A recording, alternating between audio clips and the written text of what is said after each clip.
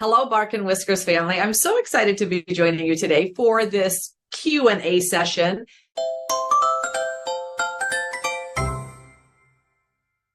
First question comes from Anthony M.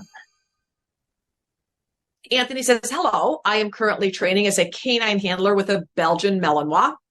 Great breed, highly driven breed. Very smart breed, as Anthony, you're finding out.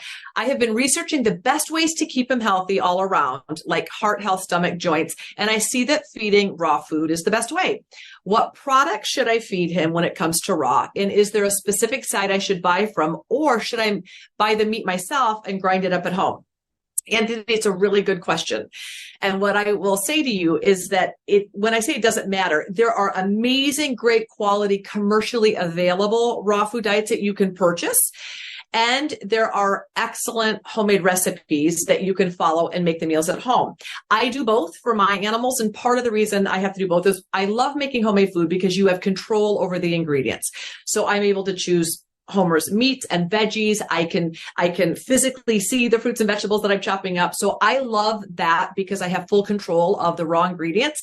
However, I'm busy. And so sometimes when I open the freezer, it's like, I'm going to run out of food tomorrow and I don't have time to make more. Then I do buy commercially available raw foods.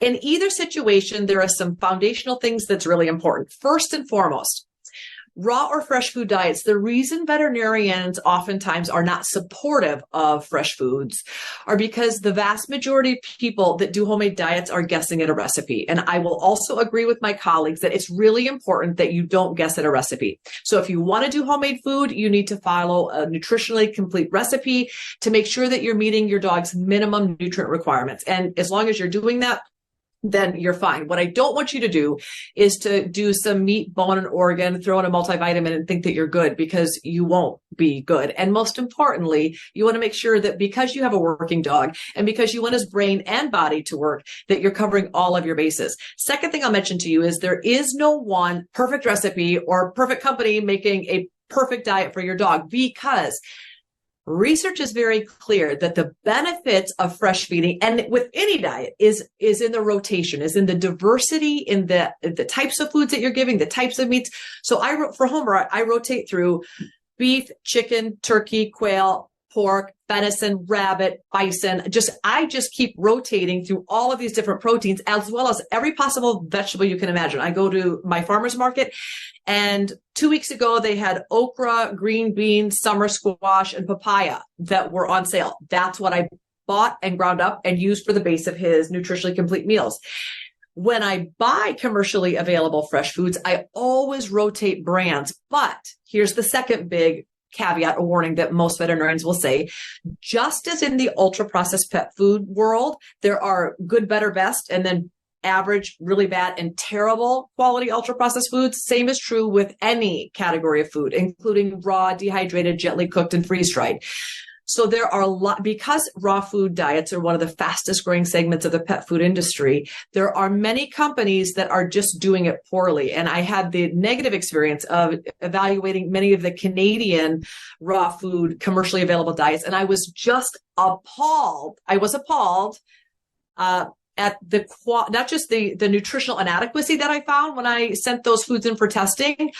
I was appalled at the companies that just plain lied about what were in their food. So one thing that is important to me is that you love and trust the company of the foods that you are buying, which means you're going to visit the company website, you're going to see who formulated the food, and most importantly, every food, whether it's dry food, canned food, freeze-dried, they should be able to confidently offer you a complete nutritional analysis, which means they'll show you the nutrients that are in your dog's food. And you have a right to want to know what's in your food. You want to make sure you're meeting your pup's minimum iodine requirement, vitamin D, vitamin E.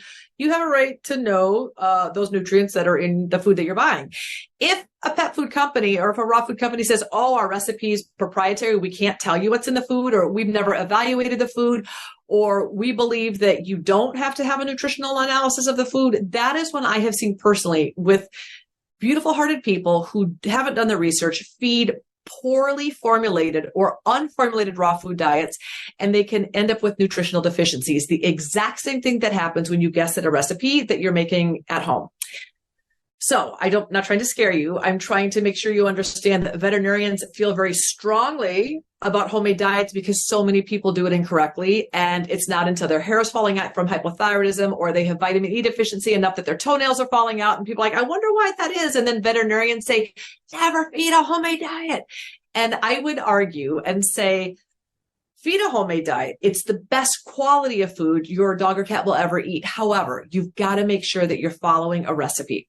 So all that to say, I don't care if you buy a great quality, commercially available diet that is nutritionally complete. I don't care if you make it. You'll probably end up doing what I do, which is when you have time, you'll make it. When you can find, like I can find sometimes meats on sale that I buy all the meat and make a month or two of the food and freeze it so that I have a stash of it.